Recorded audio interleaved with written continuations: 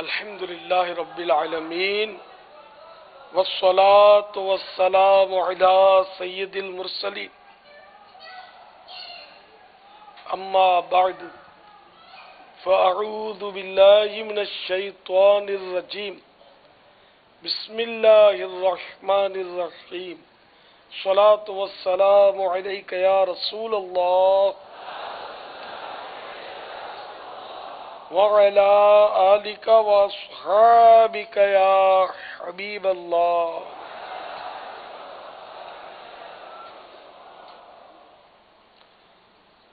الصلاة والسلام عليك يا نبي الله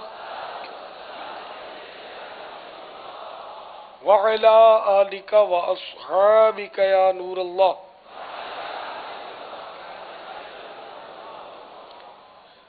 عمل کثیر نماز کو فاسد کر دیتا ہے، جبکہ نہ نماز کے اعمال سے ہو نہ ہی اصلاح نماز کے لیے کیا گیا ہو. عمل کثیر معنی زیادہ عمل. تو نماز کے دوران کوئی ایسا زیادہ عمل کرنا، بڑا عمل کرنا نماز کو توڑ دیتا ہے، جبکہ وہ عمل نہ نماز کے اعمال سے ہو نہ ہی نماز کی اصلاح کے لیے ہو.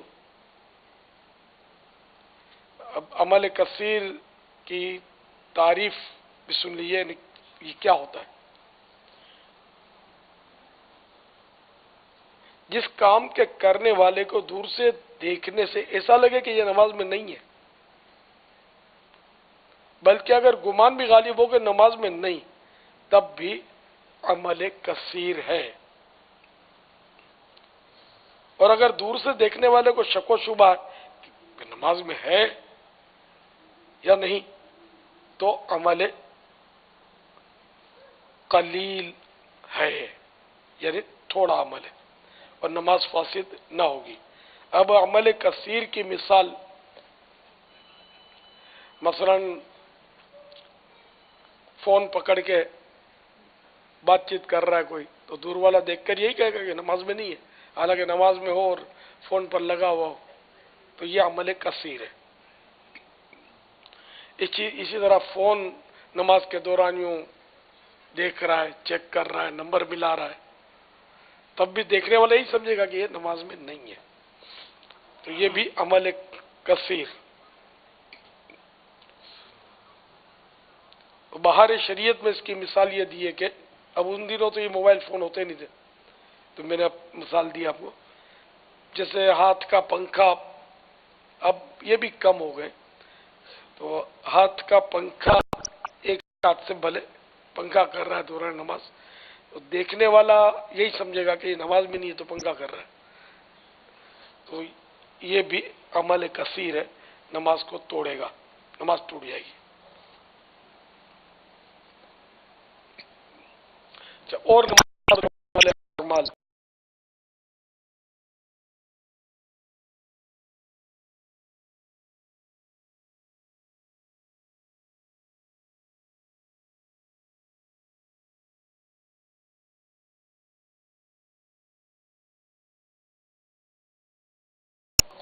گزر جانا، تو اس سے بھی نماز ٹوٹ جائے گی. ستر کھل گیا تو فوراً ڈھانپ لے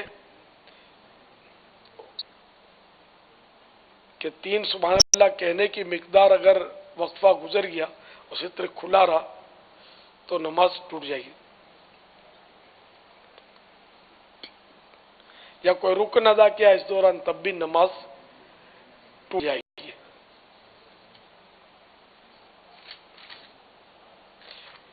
واللہ تعالی اعلم ورسولہ اعلم عز وجل وصلی اللہ تعالی علیہ وآلہ وسلم. صلوا علی الحبیب صلی اللہ تعالی علی محمد. سبحانک اللہم وبحمدک لا الہ الا انت استغفرک واتوب الیک. سبحانک اللہم وبحمدک لا الہ الا انت استغفرک واتوب الیک. سبحانک اللہم وبحمدک لا الہ الا انت استغفرک واتوب الیک صلوا علی الحبیب